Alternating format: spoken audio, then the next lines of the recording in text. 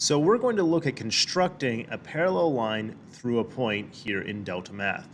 Now, there are several different ways to construct a parallel line through a point. I'm going to show you two of them. I'm going to show you the easy way first, and then I'm going to show you the way that's a little more complicated, but is probably a little more common. So if you ever get into like a standardized test where they're like showing you part of a construction, I do want you to see both ways.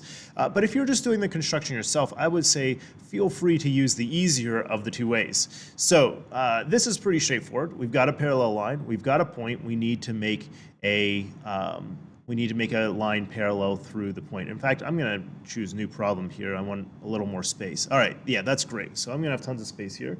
So there's two ways to handle this. One way, the more common way, is to do the angle copy method. So we're going to get two angles, corresponding angles. We're going to make an angle, copy that angle, and then draw my line through.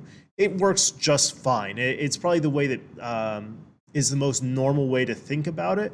The problem is that the copy angle method, the copy angle construction is often one where people have some troubles. Okay, I'm going to show you a different way where we use a rhombus in order to find a parallel line, and really it's just a parallelogram. But let me show you what I'm going to do. So we're going to use the compass to make some circles here. Okay, notice our final answer should be one blue line. So I'm going to take this compass and I'm going to stretch it out so that it intersects somewhere on this circle. Okay, it doesn't have to be exactly one location. So this is what I'm going to do. I'm going to make an arc back here. Okay, and I'm going to make an arc over here somewhere, okay? And you could really just make a large one, so I'm going to make kind of a large arc. Okay, it should cross where my parallel line is going to be. So you can kind of eye up. It's going to end up over here somewhere in this area. All right, so now I'm not going to change my compass length. What I'm going to do is I'm going to pick this up. I'm going to move it to this point right here. Okay, so notice this is the same distance here, and what I'm doing is I'm actually constructing a parallelogram. I've got an equal radius here.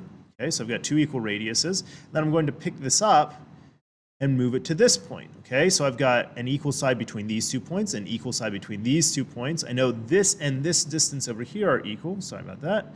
Slide that back down. And then I'm just going to make my mark here. So using only one compass length, I can kind of sketch out this parallelogram here. And what do we know about parallelograms? Well, we know their opposite sides are parallel. And so there would be our parallel line. Okay, and I know it looks like maybe it's not parallel, but we can double check. If we're not sure, let's check and see if this works. Okay, no, it absolutely worked. Okay, so that's the easy way. We're going to use our compass to make a parallelogram, keep it the same length, make some arcs, follow those arcs around, build a parallelogram, done. Okay, now let me show you the angle copy method, because this is the method that shows up probably most on standardized tests. All right, so what I'm going to do is I'm going to start by making a ray. Okay, and I'm going to choose a point on this line somewhere, and I'm going to make it go through U. Okay. So notice I've just kind of created a line here. This is like the transversal in a parallel line. This is the line that cuts through two parallel lines.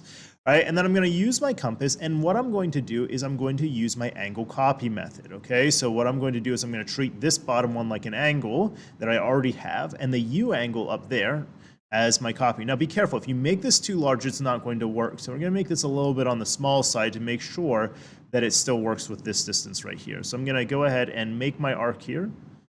Okay, and I'm going to drag this up, make the same arc from here on down. Okay, so notice that this arc should cross both of these segments, and then it should cross far enough that when I make a parallel line, it should work for us.